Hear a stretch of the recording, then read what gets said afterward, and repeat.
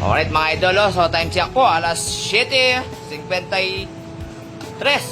Overtime po mga idol. Araw ng Monday. So kulang po kasi tayo sa tao mga idol, wala tayo nagtitinda.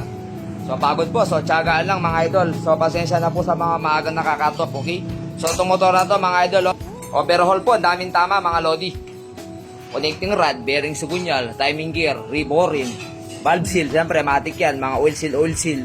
So ang problema, konti lang ang budget ni idol. So tulad din nun, class damper, tamado din. Siyempre yung pagkarimachi pa nun, class lining.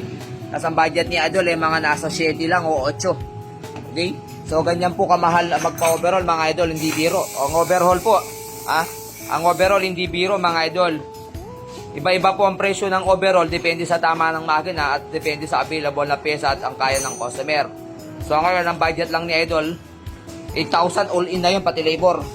So, sinubukan natin pagkasin mga idol.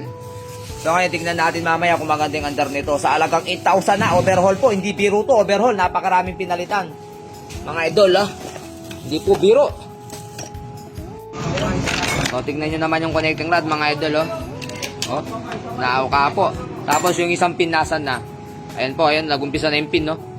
So, tunog pa lang, yan ang lamang ng tunog pa lang, alam mo na yung sira niya. So, malaking benefits yun sa nagpapagawa at sa gumagawa. Hindi na mahirapan both side mga idol. Bearing sugunyal, okay? So, alright po mga idol. Bukas po, Martes. Sana wag mo nang marami dahil kulang tayo sa kasama, sobrang pagod. Alright!